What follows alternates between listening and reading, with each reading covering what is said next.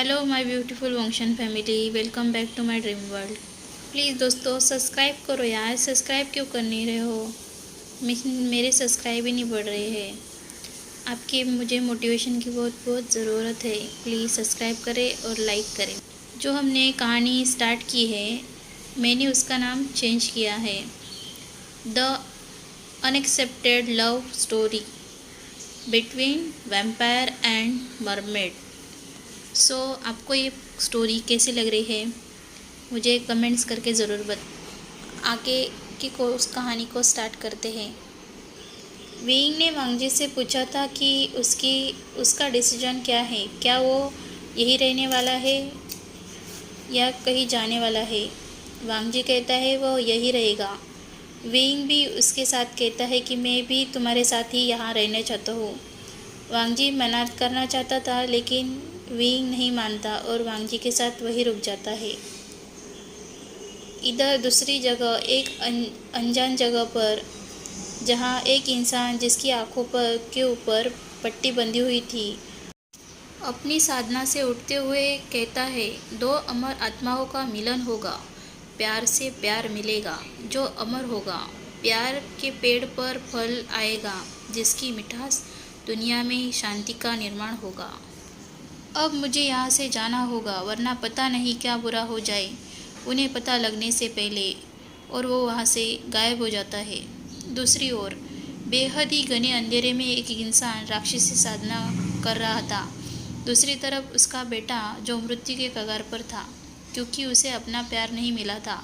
वो जिसे अपना मेट बनना चाहता था वह उसका मेट नहीं बना बल्कि दूसरा ही था। वह इतना क्रोधी हुआ कि अपनी ही जीवन समाप्त करने को था।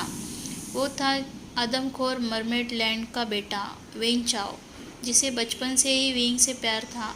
अब जब विंग को अपना मेट मिल चुका था और विंग उसका मेट नहीं था तो उसने अपनी ही जान लेने की कोशिश की, लेकिन वह मरा नहीं था, जिंदा, क्योंकि उसने अपनी आंखें निकाली थी और वो विंग को किसी के साथ नहीं देखना चाहता था। अपने बेटे की करतूत को देखकर वेंग रुआन को बेहद नाराज़ हुआ था, लेकिन अपने बेटे को उसे बचाना था तो वह राक्षसी साधना का इस्तेमाल करते हुए वेंग चाओ को आंखों को लौटाने के लिए राक्षसी का इस्तेमाल करता है।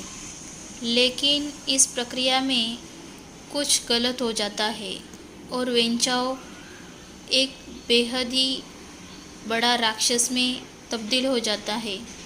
वेंग चाओ की आंखें लौटाने के बाद वेंग चाओ एक खूंखार और एक आदमखोर रूप ले लेता है। वो अपने ही 10 सेवकों को एक साथ ही खा लेता है। उसकी यह हालत देखकर वेन रूहान तो डर जाता है, लेकिन वेन रूहान ने अपनी साधना का इस्तेमाल करते हुए जादुई लोहे की जंजीरों से वेंग चाओ को बांध दिया था। लेकिन वेंग चाओ गुर्रा रहा था और सब पर झपटने को तैयार था। अगर उसे छोड़ा जाए तो वो पूरी मरमेड लैंड को ख़त्म कर दे, लेकिन वेन रूहान ऐसा नहीं कर सकता था। उसे बहुत से काम बाकी थे।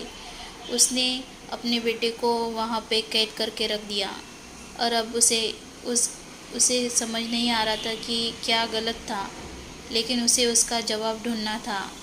इधर दूसरी ओर विंग और वांगजी दोनों बहुत खुश थे। विंग वांगजी से कहता है, लंजा, मैंने कभी नहीं सोचा था कि मेरा मेट एक वैम्पायर होगा। वांगजी कहता है, मुझे भी नहीं लगता था कि मेरा मेट एक मरमेड होगा। लंजा, वांगजी विंग के पास आते हुए कहता है, लेकिन मुझे बहुत खुशी हुई कि तुम हो विंग। विंग शर्मा जाता है। वांगजी विंग से कहता है, वांगजी विंग को अपनी गोद में लेते हुए विंग के बालों को उसके कान के पीछे करते हुए कहता है, विंग बस कहता है, क्या मैं कर सकता हूँ? विंग अपनी बड़ी बड़ी आंखों से और अपनी पलकों को ना झपकाते हुए वांगजी को देखते हुए कहता है, क्या तुमने इसे हर रात करते हो और तुम्हें इसे सुबह भी नहीं छोड़ते?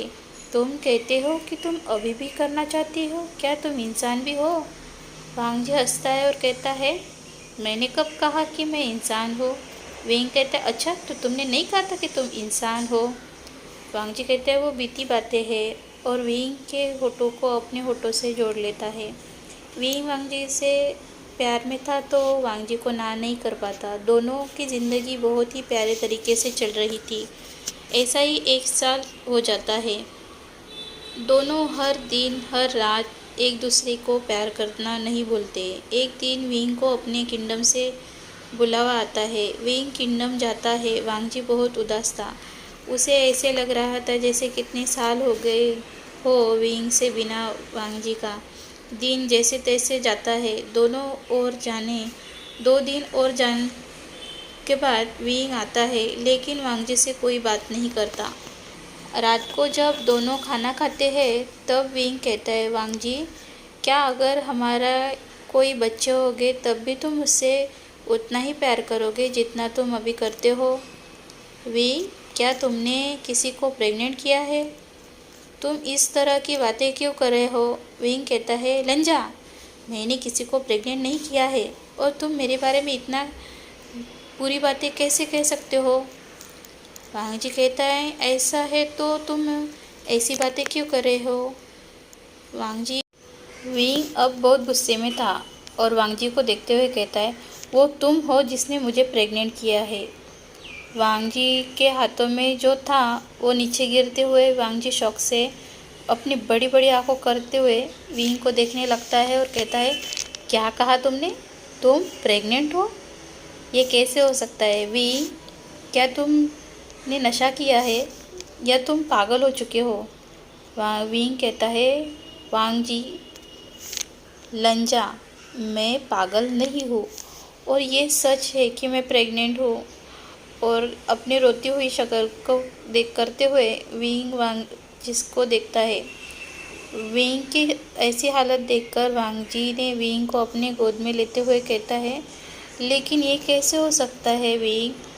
तुम तो एक अल्फ़ा हो ना, और अल्फ़ा कभी प्रेग्नेंट नहीं होते।